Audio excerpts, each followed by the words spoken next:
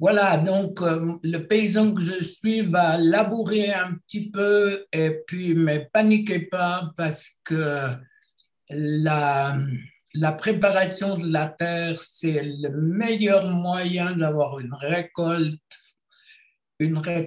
qui est fructueuse. Alors, après le culte de notre église dimanche, on s'est branché sur Vincent Fernandez à Montcel. Et puis, le message qu'il a partagé m'a confirmé dans ce que j'avais sur mon cœur. Vincent, je vais juste en quelques mots partager ce qu'il nous a dit par rapport à Luc 20, 16, verset 20, c'est la parabole du mauvais riche et de Lazare. Donc, il est qualifié de mauvais riche. Ça veut dire qu'il ne s'occupait pas de Lazare qui crevait à sa porte ou il essayait de manger les miettes qui tombaient de sa table.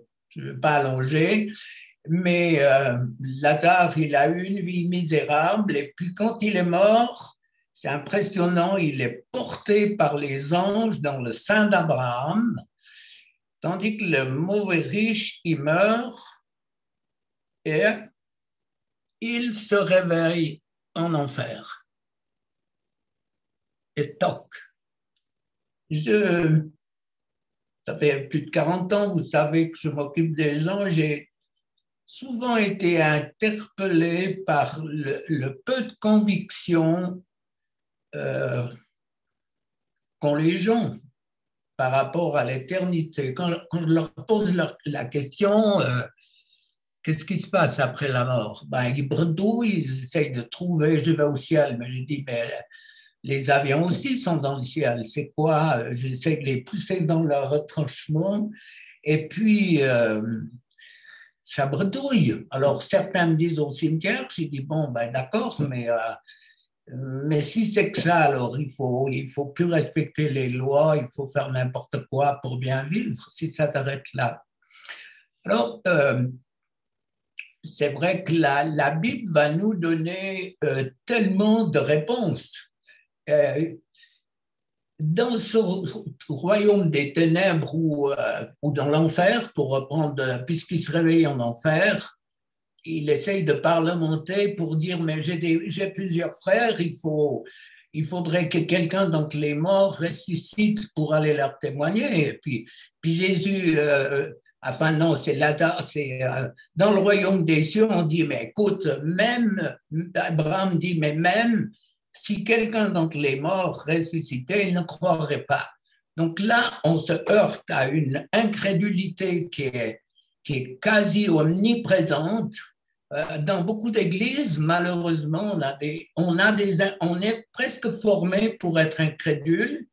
On propose des miracles, des guérisons, des prophéties à gogo, puis on ne voit pas beaucoup de choses qui se réalisent. Donc, moi, je suis toujours malheureux quand je donne un message si je ne peux pas prier après. Je me dis, ça sert à quoi de dénoncer les choses si tu n'apportes pas une réponse?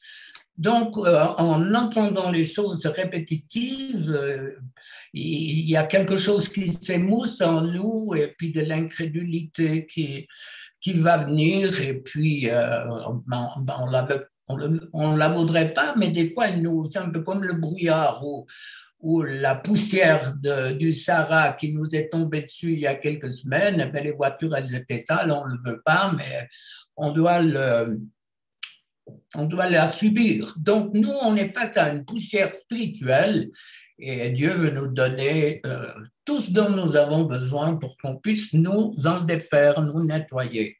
Donc, c'est vrai, si vous prenez des notes, Hébreux 9, 27, il est réservé aux hommes de mourir une seule fois, après quoi vient le jugement. Donc, pourquoi je suis sur la terre? Il y a ces deux questions. À ma question, il y a deux réponses qui sont existentielles et que tout enfant devrait découvrir auprès de ses parents lorsqu'il pose la question. Pourquoi je suis sur la terre? Et puis, qu'est-ce qui vient après la mort? Ça, c'est la grande recherche. C'est pour ça que beaucoup d'humains, ne trouvant pas de réponse dans les églises, je ne fais pas de les juger, je dis ce que je vois et ce que j'entends au travers des personnes qui sont venues et à qui j'ai souvent posé la question, pourquoi tu étais tapé à la porte des voyants, des médiums, des cartomanciennes, plutôt que dans une église. Il dit, mais monsieur, vous rigolez. Donc, quelle église je peux aller pour avoir une réponse? Donc, ma réponse, elle est au travers de personnes que j'ai côtoyées qui se sont complètement laissées avoir par cette tentacule des ténèbres qui attire. Donc, si je n'ai pas un sens à ma vie, elle devient difficile. Et puis, je risque de chercher, même en étant croyant, dans la mauvaise direction. Ta vie, mon frère, ma soeur, tu peux être le fruit d'un viol, tu peux être le fruit, même si c'est tragique, le fruit de l'inceste. Tu peux, tout ce que tu peux imaginer qui est négatif, ta vie humainement, elle est un accident, c'est horrible, c'est terrible, mais spirituellement, c'est un cadeau que Dieu te fait. Quand je pose la question à des personnes qui sont le fruit d'un viol, et je sais de quoi je parle, je vois les larmes et les cris et les hurlements de certaines femmes ou d'hommes. Si tu n'existais pas, ben, la palisse, tu serais où? Ben, on me dit, ben, j'existerais pas, ben, bien sûr. Mais Dieu a choisi que tu sois un homme, une femme, comme tu es, pour choisir, alors que tu es sur la terre, de le rencontrer, de découvrir son amour, de le laisser te guérir, te transformer, pour que tu deviennes une nouvelle créature. Jésus est mort à la croix pour ça. Quelquefois, mon imagination assez fertile essaye d'imaginer, bien sûr, mon imagination imagine. Dieu Père, Dieu Fils, Dieu Saint-Esprit qui dit, mais qu'est-ce qu'on peut faire pour cette humanité? Elle est perdue. Il y a eu Sodome et Gomorrhe qui ont été détruits. Il y a eu le déluge, j'ai tout détruit. Et puis ça continue, ça continue. Et puis on se met d'accord, donc c'est dans ma tête, hein. On se met d'accord, Jésus dit, j'accepte de devenir un enfant, de devenir un jeune, de devenir un homme et de mourir pour payer l'ardoise. Ceux qui me suivent, vous savez, vous comprenez bien certains de mes exemples. Depuis Moïse jusqu'à la croix, imaginez les centaines de millions d'animaux qui ont été immolés. Centaines de millions. Imaginez bien sûr que ça peut agresser quand je vous dis, mais les hectolitres de sang qui ont été versés pour que les péchés soient pardonnés, parce que je pense que vous savez comme moi que dans toutes les religions occultes, quelles qu'elles soient, ou les pratiques occultes, il y a toujours du sang qui est utilisé, des sacrifices d'enfants, enfin, il y en a encore aujourd'hui, mais il y a une puissance dans le sang de Jésus. Une simple molécule du sang de Jésus est suffisant pour effacer ton passé. Une molécule est capable, toute puissante, pour te dire, mon fils, ma fille, si tu te repens, si tu crois ce que j'ai fait à la croix, mon sang, ma vie a été offerte pour toi d'une manière personnelle. tout ce que je vois, Jésus est mort pour toi. Il a donné sa vie pour toi. Pourquoi? Pour que nous ayons une relation d'amour après avec lui et avec Dieu. Alors, frères et sœurs, si tu crois que Jésus t'a pardonné, ça veut dire justifié. Ça veut dire que Dieu te voit pur. Ça passe ou s'il y a de la cire dans vos oreilles. Il vous voit pur. Il n'y a plus d'acte d'accusation. Il n'y a plus de cahier des charges. Il n'y a plus de casier où on sort les livres avec toute la culpabilité. Comme on fait souvent, trop souvent dans les couples, on voit tout ce qui va mal et on peut remonter loin, alors tout ce qui est bien, on passe comme chat sur braise. Oui ou non? Donc ça, on voit comment l'ennemi travaille pour détruire. Donc, pourquoi, mon frère, ma sœur, tu écoutes tout ce que l'ennemi te dit, alors que Dieu te dit, je ne sais pas de quoi tu parles. Tu écoutes des choses que je ne peux même plus imaginer puisque j'ai pardonné. Je ne sais pas de quoi tu parles. Ça va dans votre tête, ça fonctionne comment? Tu m'as fait ça, tu as dit ça, et puis encore ça. Pardonner, justifier ou accuser et culpabiliser. Tout est là. Dieu, mon frère, ma sœur, veut une relation d'amour. Une relation d'amour, c'est-à-dire qu'il veut venir en toi de telle manière que tu peux l'adorer, le louer. Tu vois les étoiles, tu dis merci, Abraham les a vues, tu lui as dit qu'on serait nombreux comme les étoiles du ciel, tu vois les fleurs, tu as ton assiette qui est pleine de nourriture, merci. Tout, c'est pas répétitif, c'est quelque chose de normal que tu vis normalement une relation normale, pas compliquée. Dieu n'est pas compliqué. Alors, voilà, donc on est dans quelque chose, on est face à un choix. Et puis, mon choix, c'est quoi? On devrait avoir tous une vision, on devrait avoir un but. Donc, les questions existentielles, pourquoi je suis sur la Terre? Ben, pour choisir dans quel royaume, il y en a deux. Hein. Pour choisir dans quel royaume je vais passer l'éternité. Est-ce que je vais être porté par les anges dans le sein d'Abraham au moment de mourir? Je sais bien que la mort, c'est pas rigolo. Le psaume 23 nous parle d'une vallée pas facile. Il y a des gens qui souffrent. Ceux qui n'ont pas vécu de délivrance sont tourmentés jusqu'à la fin par des mauvais esprits. Ça ne veut pas dire qu'ils sont perdus, mais ils souffrent. Ça ne veut pas dire que c'est facile. Mais il y a une vie où Dieu veut communiquer sa présence en nous tout en restant les personnes que vous êtes. Il n'y a pas besoin de changer d'habit.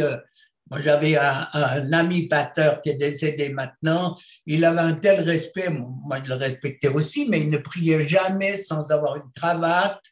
Et puis, il se coiffait tout. Et alors, moi, je respecte ça, mais moi, je peux louer Dieu en traisant les vaches, puisque je vais encore travailler. J'ai les mains pleines souvent d'épinards biologiques. On lave ça quand même, mais ça ne m'empêche pas de louer Dieu en étant avec le bétail, et puis je me réjouis, je n'ai aucun problème avec ça. Donc, je crois que Dieu, il y avait cette pensée liberté, mais Dieu dit sois normal. Ne complique pas les choses, sois normal. Alors, tu as toutes ces questions. Pourquoi je suis sur la terre, savoir où je vais passer l'éternité. Et puis, à partir de là, tu as un miroir qui va venir devant toi ou par rapport à la parole de Dieu, par rapport à ce que tu lis ou entends, prends un miroir pour voir ce que ça reflète. Est-ce que c'est juste? Est-ce que je suis sur la bonne voie? ou est-ce que je me trompe?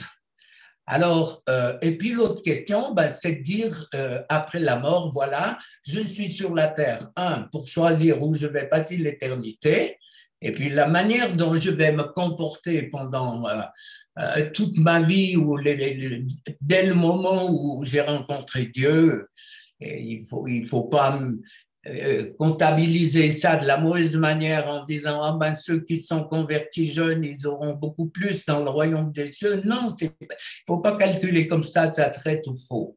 Alors, euh, la question est, que Dieu te pose, si tu meurs, est-ce que tu vas arriver au bon endroit? euh, La question, elle peut être désastreuse. Souvent, je pose la question plus aux femmes. Aux hommes, tu leur dis, est-ce que tu te trouves belle? Alors, il y a toutes les réponses, les beaufs, les poux, je me tire la langue, il y a beaucoup de réponses. Donc, pour moi, la contre-réponse, elle est facile. Si Dieu t'a loupé, comment tu peux croire aux promesses de Dieu? Et puis, si tu as les oreilles un peu plus grandes, eh ben, le chapeau ira pas trop bas. Si le nez est un peu plus long, ben, ça tient les lunettes. Il faut, faut pas se compliquer la vie. Si le nez est un peu plus long, ben, peut-être qu'on a un nez plus fin vis-à-vis du monde des ténèbres, vis-à-vis des choses. C'est enthousiasmant cette marche avec Dieu. Essayez de comprendre. Et donc on prépare. Et on va voir certains textes. Bon, ils peuvent nous mettre un tout petit peu les chocottes, mais on passera rapidement au but. Parce que c'est quand même le but. Il faut savoir où on va. Ben, bien sûr que personne n'a été, personne n'est revenu, mais la Bible nous donne des bonnes choses pour comprendre. Euh, alors, c'est vrai que souvent, on demande à Dieu des choses qui correspondent à ce qu'on attend. Et puis, ce n'est pas forcé que Dieu va répondre si notre attente, elle est peut-être pas, elle n'est pas selon son cœur, disons, c'est ça. Mais on se remet rapidement en question et quand on dit on, moi je me mets avec vous parce que en priant, en préparant ça après-midi, je me disais, ben, il y a du boulot, mon ami, encore, il y a encore quelques branches, quelques racines à enlever. Dans la parabole de Matthieu 13, c'est de nouveau on est de nouveau avec le paysan, la charrue et tout. Bon, là, il n'y avait pas de charrue, mais la graine se meurt, il a une générosité extraordinaire. Nous, on a des machines extrêmement sophistiquées, la semence, elle coûte cher, donc on néglige pas, on ne sèmerait jamais parmi les épines, on ne sèmerait pas dans des endroits pierreux ou arides, mais lui, il le fait, un signe extraordinaire que Dieu veut toucher toutes les vies quoi qu'elles aient vécu, quoi que soit leur ADN négatif et tout. Vous savez, moi, j'ai prié pour des enfants de sorciers, de médiums, des sorciers, des médiums eux-mêmes. J'ai prié pour beaucoup de choses, de personnes qui avaient été des guérisseurs qui pleuraient en disant comment je vais dépolluer les milliers de personnes que j'ai polluées, des gynécologues et tout qui ont avorté X enfants et tout d'un coup un fardeau en disant j'ai autant de meurtres sur mon cœur, sur ma conscience que j'ai avorté d'enfants et on peut pousser la liste beaucoup plus loin. Mais lorsqu'il y a, comme je disais tout à l'heure, lorsqu'il y a un réel repentir, Dieu efface l'ardoise. Et c'est vrai, il faut quelquefois conduire plus loin ces personnes parce qu'il y a beaucoup de souffrance et puis il y a un poids de culpabilité qu'il faut briser. Donc, au bord du chemin, les oiseaux mangent tout et parce qu'ils n'ont pas entendu, ils ont pas compris la parole de Dieu. et l'ennemi vient, il arrache le peu qui commence à lever. Donc là, on peut se sentir un tout petit peu responsable des fois en disant, mais ceux qui entendent et qui n'ont pas compris, ils auraient peut-être eu besoin d'avoir nos conseils. Et c'est une des raisons pour lesquelles il faut être sensible. Et, une de mes belles-filles qui est ergothérapeute, tout à l'heure, elle me disait, ce matin, j'ai prié, j'ai dit, mais Seigneur, fais quelque chose, moi, je veux parler de toi. Et puis, il y a un patient, et puis, il lui a dit, mais c'est lui qui a commencé en disant, je vais à l'église. C'est un catholique, je vais à l'église, mais je ne comprends rien du tout. Puis elle lui dit, il faut peut-être vous adresser à Dieu différemment. Puis il lui dit, vous êtes chrétienne, croyante? Elle dit, bien sûr, je veux prier pour vous. Donc, vous voyez, des fois, on se complique la vie et puis moi, je dis toujours, Seigneur, mets sur mon chemin une brebis assoiffée, une porte presque ouverte où il y a juste besoin de la pousser, non pas me casser la figure sur un incrédule qui ne veut pas changer. Oui, je crois qu'il y a une petite sensibilité, des fois, un petit clin d'œil de Dieu qui peut dire stop. Moi, il y a eu une période, donc vous savez que je suis agriculteur, il y a eu une période où on avait du personnel, il y avait des téléphones, des fois 5, 6, même 10 téléphones par jour, alors que je pouvais prendre 3 personnes. Et il y avait encore le téléphone qui était pendu à la paroi et le piano de ma femme à côté. Souvent, ben, je ne vous dis pas de faire ça, hein. Ce n'est pas la roulette russe. Je disais, Seigneur, j'ouvre ma Bible et tu me dis si je dois prendre cette personne ou pas. Mais toujours Dieu m'a répondu parce que sur quelle base tu dis oui ou sur quelle base tu dis non. Mais là, en l'occurrence, eh ben, si t'es physio ou quoi que tu fasses, tu n'en as qu'une à la fois. Bon, c'est clair que chez le dentiste, c'est pas évident parce que tu peux pas trop parler, mais mais il y a d'autres endroits où on peut. Donc, on en revient à notre équipe là. Les pierres, pas beaucoup de terre, et puis il y a des petites racines qui poussent, et puis tout va partir. Pourquoi? Parce que ceux qui ont entendu et reçu avec joie n'ont pas de racines, et puis sitôt il y a quelque chose, un changement, des difficultés, eh ben, ils abandonnent tout de suite. Et puis dans les épines, elles poussent en même temps et elles étouffent. Alors, c'est ceux qui entendent la parole qui sont inquiets pour les choses de ce monde. Et là, peut-être qu'il y a quelque chose à prier tout à l'heure. Euh, Chercher des fausses richesses. Et ça, c'est peut-être aussi quelque chose, les fausses richesses par tous les médias et tout ce qu'on nous raconte. Pour finir, on aura un mur rouge et les médias vont nous convaincre qu'il est blanc. Donc, si on va dans leur direction, on risque d'avoir des problèmes.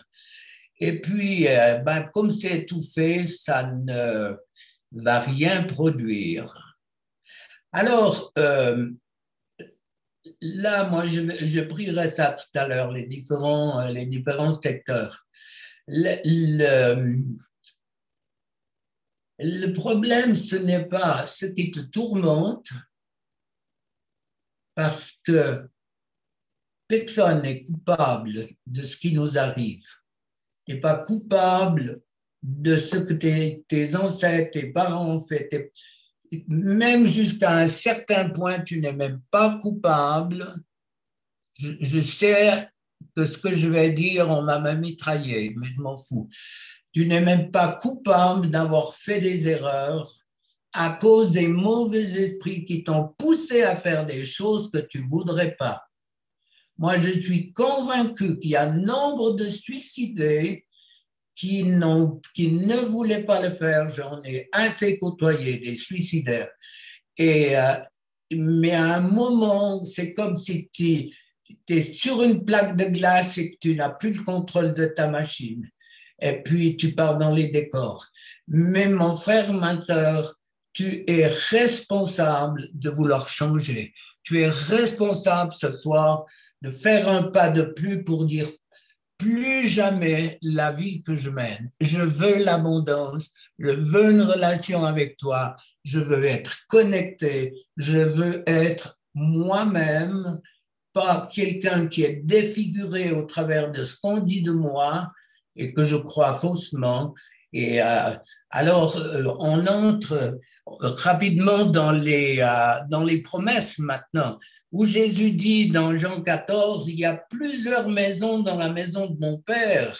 Il y a beaucoup d'endroits pour habiter. C'est pourquoi je vous dis, je vais vous préparer une place. Les amis, vous êtes assez grands pour savoir que dans le monde, il y a des gens torturés, mais on ne peut pas pire. Je sais que quelqu'un, on lui a enlevé la peau et on l'a couvert d'acide, des souffrances terribles. Ces hommes, ces femmes, elles auront des places privilégiées dans le ciel. Il y a plusieurs demeures. Nous sommes d'accord, nous sommes en train, Dieu est en train de tester son peuple. Et c'est le moment, frères et sœurs, de mettre les racines, de nous enraciner dans la parole de Dieu, de croire ses promesses pour pouvoir être des vainqueurs. Limitez le temps qui vous prend. En France, je crois, c'est 4 heures la moyenne par jour qu'on regarde tout ce que la technique nous apporte. Donc, c'est assez affolant. Alors, encore un ou deux versets, puis je vais prier. Daniel 12:3. Les gens intelligents brilleront comme le ciel de lumière au-dessus de nos têtes. Ils ont montré aux autres comment être fidèles à Dieu. Ils brilleront pour toujours comme les étoiles, à toujours et à perpétuité. Il y a quelque chose qui nous attend, le prix, entre guillemets, qu'on paye. Il y a des récompenses. Moi, j'ai toujours dit, ma femme me disait l'autre jour, mais tu n'as peut-être pas bien compris dans ce que tu dis. J'ai toujours choisi de porter 100 grains parce que comme agriculteur, je sais très bien comment les batteuses travaillent. Je sais que quand toutes les royalties, ma femme, mes enfants, mes petits-enfants, vous qui priez, tous ceux qui prient pour moi, ils vont tous recevoir des grains. Donc, si je prends 30, il n'en va rien rester. Donc, en choisissant le top de 100, il en restera quelques-uns. Il y a une éternité qui nous attend dans la gloire. Et c'est extraordinaire. Matthieu 13:43. Alors, les justes ou les fidèles, comme vous voulez, resplendiront comme le soleil dans le royaume de leur Père. Est-ce que ce n'est pas extraordinaire? Proverbe 4:18. Les justes seront dans la lumière, resplendissants, dont l'éclat va croissant jusqu'au milieu du jour. La voix des méchants est comme les ténèbres. Ils n'aperçoivent pas ce qui va les faire tomber. Et il y aurait tellement de textes, ça passe. Juste encore quelques versets de Satan avant sa chute pour vous montrer ce qu'il en était. Attendez, tu étais en Éden, le jardin de Dieu. Tu étais couvert de toute espèce de pierres précieuses. Je suis dans Ézéchiel 28. De sardoine, de topaz, de diamant, de chrysolite, d'onyx, de jaspe, de saphir, d'escabeau, d'émeraude et d'or. Tes tambourins, tes flûtes étaient à ton service, préparés pour le jour où tu fus créé. Tu étais un chérubin protecteur aux ailes déployées. Je t'avais placé, puis après, c'est la chute. Voilà, les amis, ce qui nous attend. Est-ce que ça ne vaut pas la peine de souffrir? Souffrir, on n'a pas encore un pistolet sur la tête, on n'est pas encore en prison, mais de souffrir l'opprobre, de souffrir les moqueries des gens et tout, on sait où on va et cette certitude, elle est extraordinaire. Moi, je vous encourage à creuser les textes que je vous ai donnés et puis de chercher la face de Dieu, de dire, mais Seigneur, moi, je me dégage de... Faites-le ce soir, fonctionnez, soufflez, toussez.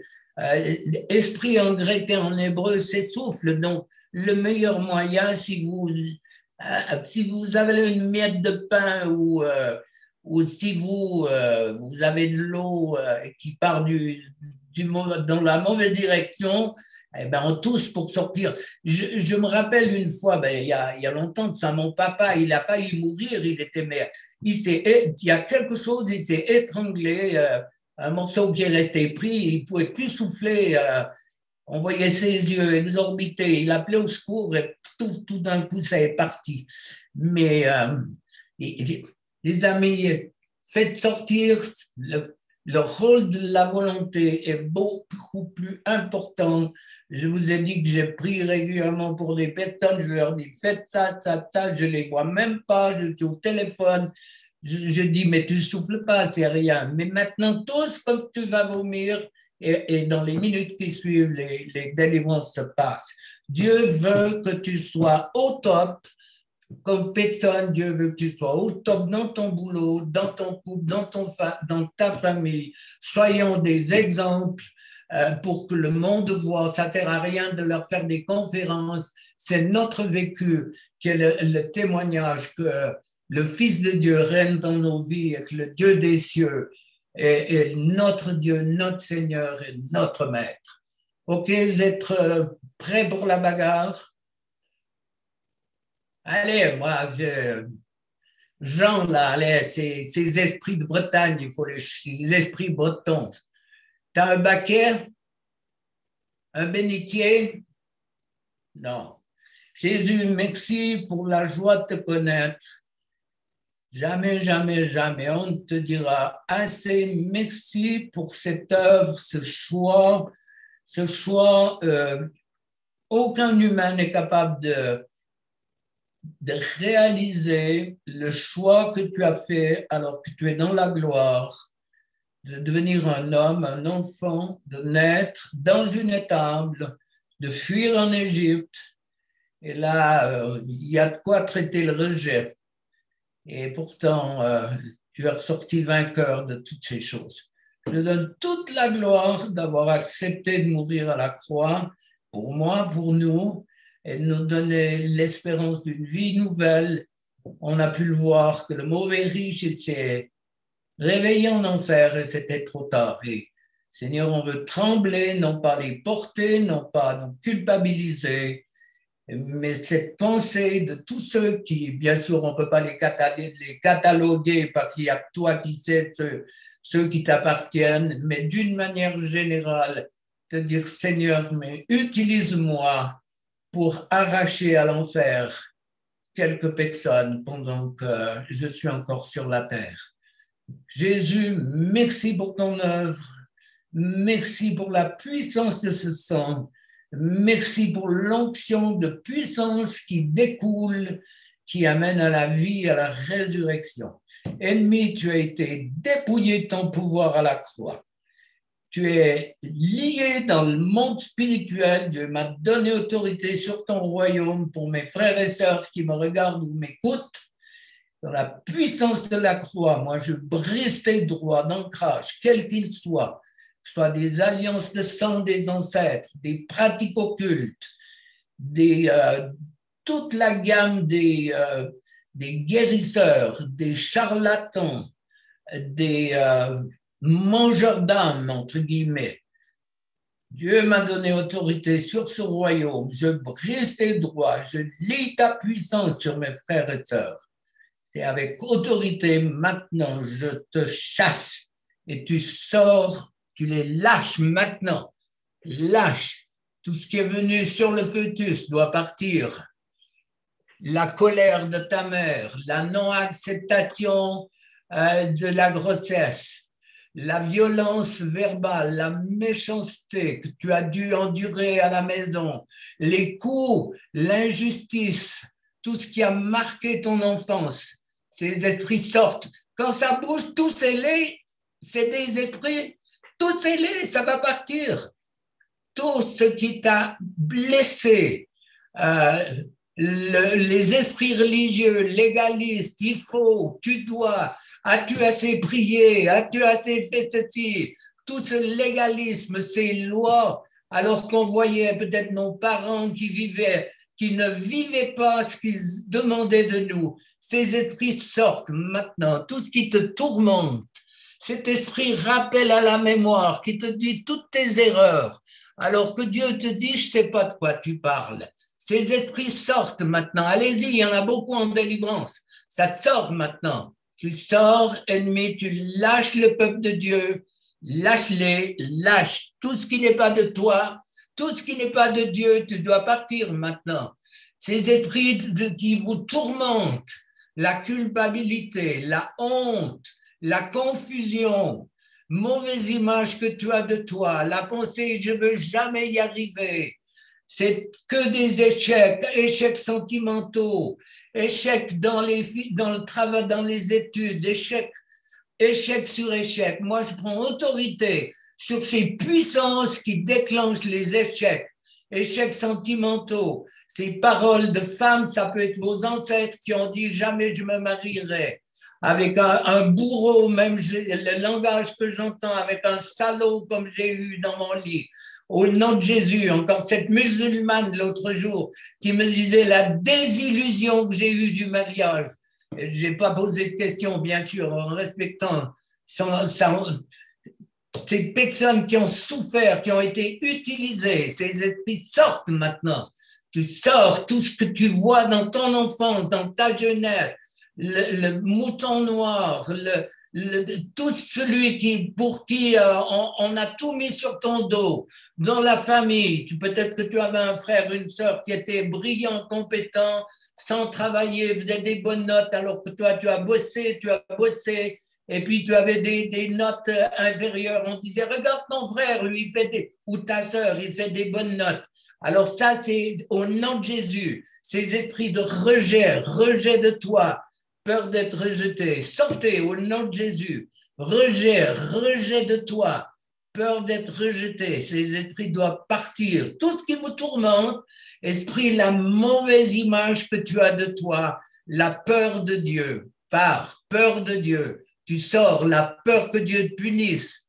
Peut-être que tu as eu l'image d'un père difficile au regard, presque exorbité, le regard de ton père qui te tétanisait, qui te bloquait, ces esprits de peur, de crainte, la peur de Dieu, ça part, peur de Dieu, peur que Dieu me punisse, peur de ne pas assez faire, peur de ne pas assez prier, peur de ne pas assez lire la Bible, peur de ne pas assez donner de dîmes. Tous ces esprits, vous sortez maintenant.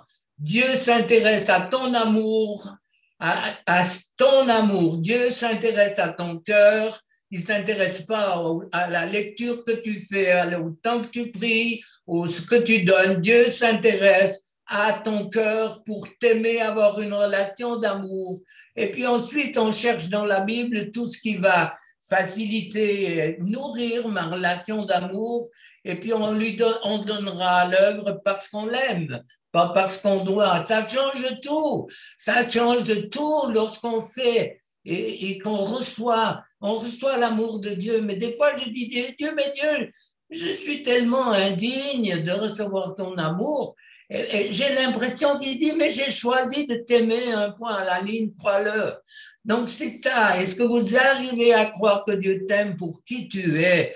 Et tout ce qui vous empêche, qui fait barrage à la grâce de Dieu, à la miséricorde de Dieu, tout est péché si tu as demandé réellement pardon et que tu as arrêté. Dieu te voit pur, je le répète. Et pourquoi te laisser encore l'accusateur des frères? Il a été vaincu, l'accusateur. Moi, je prie contre l'accusateur, accusateur qui accuse le peuple de Dieu. Sors maintenant de mes frères et sœurs. Accusateur, celui qui culpabilise, tu sors maintenant, je te chasse. Accusateur, culpabilisateur, toi qui enlèves la bénédiction, toi qui as enlevé chez beaucoup de chrétiens les dons spirituels, qui a desséché tout ce que Dieu voulait faire au travers de la loi, au travers du légalisme. Moi, je prends autorité sur toute puissance de légalisme, la loi qui tue, tout ça, ça part. Plusieurs sont en délivrance, mais tout c'est un bon coup, ça va partir. Partout, comme si vous vomissez. Partout où vous avez des douleurs sur les épaules, sur le cœur, mettez votre main ou des maladies. Je chasse tous les esprits de maladie au nom de Jésus. Les douleurs sur le cœur, les esprits de mort, ça part au nom de Jésus. Les douleurs sur le cœur, les douleurs sur le dos, les fardeaux que vous portez, vos enfants, tout ça, ça part. Bougez au nom de Jésus. Partout vous avez des esprits, partout des guérisseurs ont posé leurs mains. Ça peut piquer, le picotement dans les mains, brûlure dans les mains. C'est qu'on a tiré les cartes. Peut-être qu'on vous a tiré les cartes aussi.